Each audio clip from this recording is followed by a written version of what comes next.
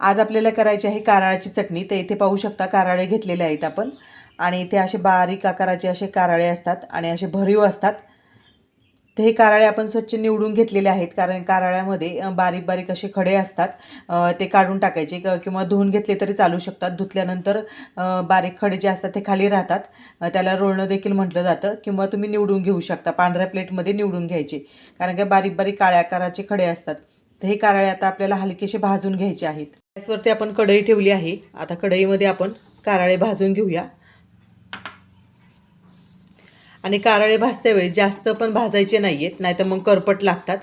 हलकेसे थोडेसे 2-3 मिनटं आपल्याला भाजून घ्यायचे आहेत. तडतड चटचट आवाज यायला लागला इतपतच आपल्याला भाजून घ्यायचे आहेत.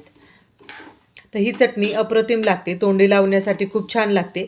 पूर्वीच्या काळी लग्न समारंभामध्ये हाटलेलं बेसन आणि त्याबरोबर ती अशी कारळाची चटणी वाढली जायची आणि ती खूप अप्रतिम लागायची बरं का. बाजरीची भाकर किंवा ज्वारीच्या भाकरीबरोबर खूप छान लागते. तर आता हे कारळ आता आपण थोडंसं अजून भाजून घेऊया आणि एक खमंगपणा यायला लागतो कारळे भाजते वेळेस. माझ्या चॅनलवरती जर तुम्ही नवीन असाल तर सबस्क्राईब केलं नसेल तर सबस्क्राईब करा असे नवीन नवीन व्हिडिओ पाहण्यासाठी, आणि शेजारील बेल आयकॉन देखील प्रेस करा. तर पाहू शकता चटचट आवाज यायला लागलेला आहे. इतपतच आपल्याला हे कारळे चांगले भाजून घ्यायचे आहे, पण भाजते वेळेस एकसारखं सगळीकडे परतत राहायचं आहे, म्हणजे एकसारखे हे आपले कारळे भाजले जातात. तर पाहू शकता मस्तपैकी खमंग वास यायला लागलेला आहे आणि चटचट करायला लागलेला आहे. तर गॅस आपण बंद करून टाकूया. तर हे कारळे आपण 2 मिनटं थोडेसे थंड करून घ्यायचे आहेत. कारळे आपले थोडे थंड झाले आहेत. आता मिक्सरच्या भांड्यामध्ये आपण टाकून घेऊया. तर तुमच्याकडे खलबत्ता असेल तर खलबत्त्यामध्ये कुठलं तरी चालू शकतं. मिक्सरच्या भांड्यामध्ये आपण कारळे टाकले आहेत. आता यामध्ये आपल्याला लसूण पाकळ्या टाकायच्या आहेत. लसूण पाकळ्या थोड्याशा जास्त टाकायच्या, म्हणजे कारळ्याच्या चटणीला चव चांगली येते. तर यामध्ये आपण लाल तिखट टाकणार आहोत. लाल तिखट तुमच्या आवडीनुसार तुम्ही घेऊ शकता, पण चटणी म्हटलं की थोडंसं जास्तीचंच वापरायचं. आता यामध्ये चवीनुसार आपल्याला मीठ टाकायचं आहे. तर मिक्सरला आपण हे वाटण आता वाटून घेणार आहोत. तर मिक्सर एकसारखा न फिरवता चालू बंद करून फिरवायचा, म्हणजे छान चटणी वाटली जाते. जास्त पण आपल्याला अशी बारीक पेस्ट करून घ्यायची नाही आहे. ओबडधोबडच थोडंसं कूट केलं की मग चटणी छान लागते. तर बारीक करून घेऊया. तर आपली चटणी इथे पाहू शकता छानपैकी आपण बारीक करून घेतलेली आहे. जास्त पण बारीक नाही करायची बरं का, अशी थोडीशी ओबडधोबडच ठेवायची, म्हणजे ती खाताना देखील छान लागते. हे पहा, आणि मस्तपैकी असा खमंग वास येतो चटणीचा. तर तुम्ही नक्कीच अशा प्रकारे चटणी करून पहा. आपण एका डिशमध्ये काढून घेऊया.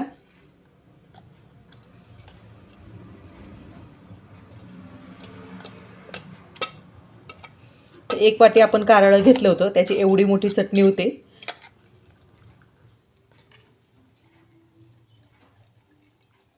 पाहू शकता मस्तपैकी आपली चटणी इथे तयार झालेली आहे. हे पहा,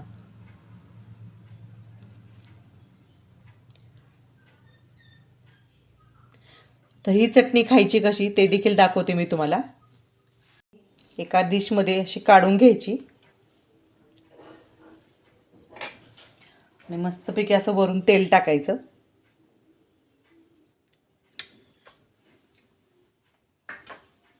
थोडंसं मिक्स करून घेऊया आपण. पाहू शकता, जर भाजीला जर काही नसेल ना तर अशा प्रकारे मस्तपैकी कारळाची चटणी करायची आणि असं थोडंसं तेल टाकायचं आणि बरोबर एखादा कांदा घ्यायचा खायला. मस्तपैकी चटणी लागते, किंवा तुम्ही असं चपातीबरोबर देखील खाऊ शकता. हे पहा, तर तुम्ही नक्कीच अशा प्रकारे कारळाची चटणी करायला अजिबात विसरू नका. आज केलेली कारळाची चटणी जर तुम्हाला आवडली असेल तर जास्तीत जास्त शेअर करा, लाईक करा आणि सबस्क्राईब करायला विसरू नका.